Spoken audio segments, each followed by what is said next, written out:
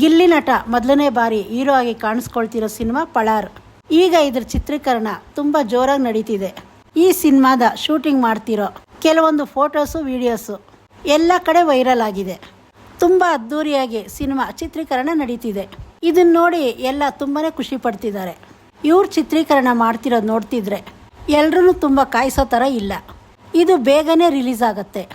ಮತ್ತೆ ಈಗಾಗಲೇ ಎಲ್ರಿಗೂ ಡೌಟ್ ಇದ್ದಿದ್ದೇನೆಂದರೆ ಕಾವ್ಯ ಈ ಸಿನಿಮಾಲಿ ನಟಿಸ್ತಾಳ ಅಂತ. ಇದ್ರ ಬಗ್ಗೆ ಕಾವ್ಯ ಕ್ಲಾರಿಟಿನೂ ಕೊಟ್ಟಿದ್ಲು. ನನಗೆ ಇವ್ರ ಕಡೆಯಿಂದ ಯಾವುದೇ ಕರೆ ಬಂದಿಲ್ಲ, ನಾನು ನಟಿಸ್ತಿಲ್ಲ ಅಂತ. ಆದರೆ ಕಾವ್ಯನು ಶೂಟಿಂಗಲ್ಲಿರೋ ಕೆಲವೊಂದು ಫೋಟೋಸು ವೈರಲ್ ಆಗಿದೆ. ಇದರಿಂದ ಎಲ್ರಿಗೂ ಏನು ಅನಿಸುತ್ತೆ ಅಂದರೆ ಕಾವ್ಯನೂ ಈ ಸಿನಿಮಾಲಿ ಕಾಣಿಸ್ಕೊಳ್ತಾಳ ಅಂತ. ಯಾಕಂದರೆ ಇವರಿಬ್ಬರನ್ನ ಜೊತೆಲಿ ನೋಡೋದಕ್ಕೆ ಎಲ್ರಿಗೂ ತುಂಬಾ ಇಷ್ಟ. ಈ ಸಿನಿಮಾದಲ್ಲಿ ಕಾವ್ಯನೇ ಹೀರೋಯಿನ್ ಆಗಿರಲಿ ಅಂತ ಎಷ್ಟೋ ಜನ ಹೇಳ್ತಿದ್ದಾರೆ. ಕಾವ್ಯ ಸಿನಿಮಾದಲ್ಲಿ ಶೂಟಿಂಗ್ ಮಾಡ್ತಿರೋದು ನಿಜ, ಆದರೆ ಅದು ಈ ಸಿನಿಮಾ ಅಲ್ಲ. ದಿ ಪ್ರಾಬ್ಲಮ್ ಅನ್ನೋ ಸಿನಿಮಾದಲ್ಲಿ ಕಾವ್ಯ ಅವರು ಅಭಿನಯಿಸ್ತಿದ್ದಾರೆ. ಈ ಹಿಂದೆ ಕಾವ್ಯ ಅವ್ರನ್ನ ಕೊತ್ತಲವಾಡಿ ಅನ್ನೋ ಸಿನಿಮಾದಲ್ಲಿ ಹೀರೋಯಿನ್ ಆಗಿ ನೋಡಿದ್ವಿ. ಅವರು ಬಿಗ್ ಬಾಸ್ಗೆ ಬರೋದಕ್ಕೆ ಆ ಸಿನಿಮಾನೂ ಒಂದು ಕಾರಣ ಆಗಿತ್ತು. ಯಾಕಂದರೆ ಬಿಗ್ ಬಾಸ್ಗೆ ಬರ್ತಾರೆ ಅಂದರೆ ಏನಾದರೂ ಒಂದು ಕಾಂಟ್ರವರ್ಸಿ ಆಗಿರಬೇಕು, ಇಲ್ಲ ಏನಾದರೂ ಒಂದು ಗಲಾಟೆ ಆಗಿರಬೇಕು. ಆದರೆ ಕೊತ್ತಲವಾಡಿ ಎಷ್ಟು ಕಾಂಟ್ರವರ್ಸಿ ಆಗಿತ್ತು ಅಂತ ನಮಗೆಲ್ಲ ಚೆನ್ನಾಗಿ ಗೊತ್ತು.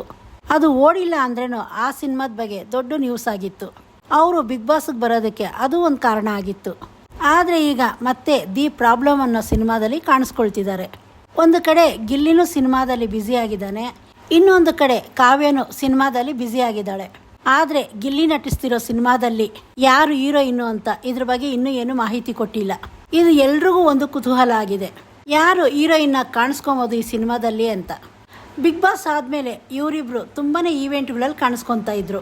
ಯಾವುದೇ ಸಮಾರಂಭ ಆಗಲಿ, ಯಾವುದೇ ಈವೆಂಟ್ ಆಗಲಿ ಇವ್ರನ್ನ ಗೆಸ್ಟಾಗಿ ಕರೀತಾ ಇದ್ರು.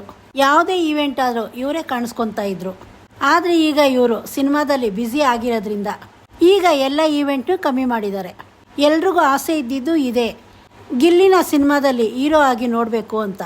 ಈ ಫೋಟೋಗಳು ನೋಡಿ ಎಲ್ಲ ಏನು ಅಂತಿದ್ದಾರೆ ಅಂದರೆ ಗಿಲ್ಲಿ ಗೆಟಪ್ ತುಂಬ ಚೆನ್ನಾಗಿದೆ ಅಂತ. ನಿಮ್ಗೆ ಇದ್ರ ಬಗ್ಗೆ ಏನು ಅನ್ನಿಸ್ತೋ ಕಮೆಂಟ್ ಮಾಡಿ ತಿಳಿಸಿ.